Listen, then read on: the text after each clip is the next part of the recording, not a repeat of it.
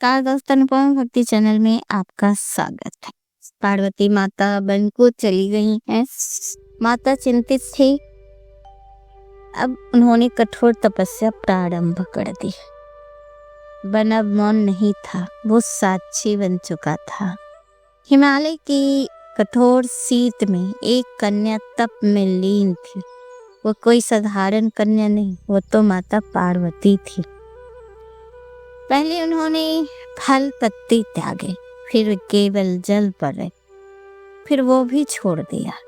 दिन बीतते गए, महीने वर्ष, देह छिन्न होती गई, पर संकल्प अडिग रहा। वो बर्फों पे बैठ के नंगे पांव तपस्या करती थी। वे पत्तों के छालों को पहनती थी। वे अग्नि के पास बैठकर तप करती थी। उन्होंने फल फूल कंदमल सब कुछ छोड़ दिया। कुछ वर्ष तक तो उन्होंने फल पे किया तपस्या, फिर उन्होंने पत्ते खाकर तपस्या, उसके बाद फिर वो जल पीकर रही, और कुछ दिन बाद उन्होंने जल को भी छोड़ दिया। और ऐसे ही तपस्या करते करते दिन बीतते गए, फिर महीने बदल गए, फिर वर्ष बदल गए, देह छिन्न होती गई, पर संकल्प अडिग रहा। उनके हृदय में एक ही नाम था, शिव।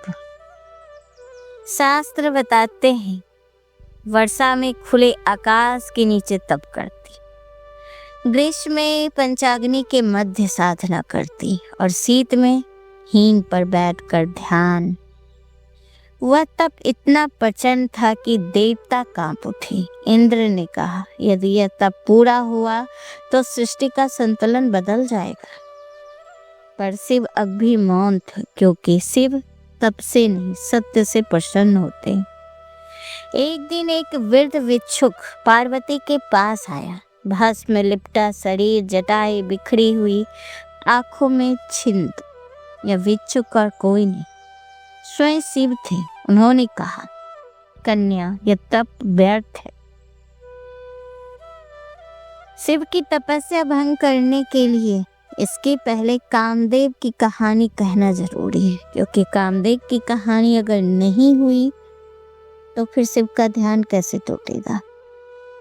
कहते हैं, सृष्टि में एक समय ऐसा था जब प्रेम को भी देवत्व प्राप्त था। उस देवता का नाम था कामदेव। उनका स्वरूप कोमल था, पुष्पों का धनुष, मधुमक्खियों की डोर, बसंत उनका साथी और रति उनकी शक्ति। कामदेव केवल आकर्षण नहीं थे, वे सृष्टि में जीवन को आगे बढ़ाने की ऊर्जा थे।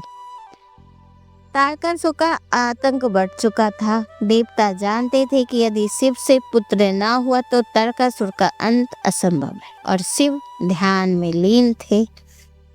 तभी देवताओं ने एक निर्णय लिया, यदि वे शिव ध्यान में हैं तो केवल प्रेम ही उनको जगा सकता है। और सबकी दृष्टि एक ही पर ठहर गई, वो थे कामदेव। क्योंकि माता पार्वती तो तपस्या कर रही थी, और इतनी कठोर तपस्या करने के बाद जो शिव को अपने ध्यान से उठ नहीं पा रहे थे, तब देवताओं ने ये युक्ति लगाई। सारे देवताओं ने ये विचार किया कि शिव का ध्यान भंग किया जाए, और इसमें सबने एक ही बात सोची कि शिव का ध्यान भंग करने के लिए प्रेम ही होगा। क्योंकि ध्यान में जब वो चले गए तो उनको प्रेम का एहसास जो होता है ना, वो खत्म हो चुका था। कामदेव का जब सबने विचार किया, और जब इंद्र ने कामदेव से कहा, तुम्हें शिव पर प्रेम बाण चलाना होगा, कामदेव कांप उठे। उन्होंने कहा, यह मृत्यु का आमंत्रण है। शिव की तीसरी आंख केवल क्रोध नहीं, सत्य है। पर देवताओं ने कहा, यदि तुम ना गए तो सृष्टि नष्ट हो जाएगी।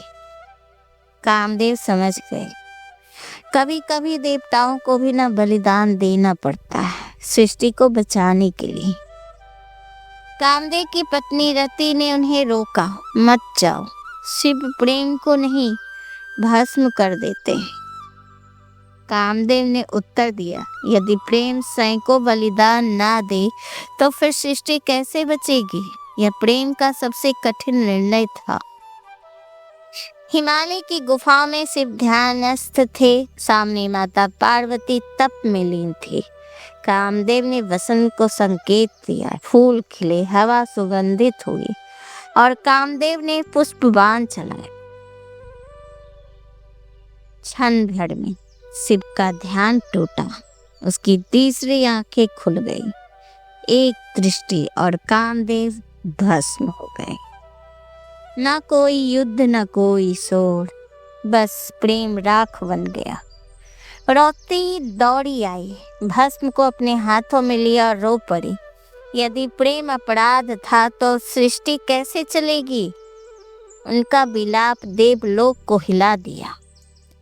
शिव बोले, मैंने प्रेम को नहीं मारा, मैंने वासना को भस्म किया है। कामदेव अब शरीर नहीं, अनंग है, अर्थात प्रेम अब आंखों से नहीं, आत्मा से होगा। पार्वती सब समझ लिया। उन्होंने जाना शिव को पाने का मार्ग सौंदर्य नहीं, तप है, और यहीं से महातप का मार्ग और कठोर हो गया था।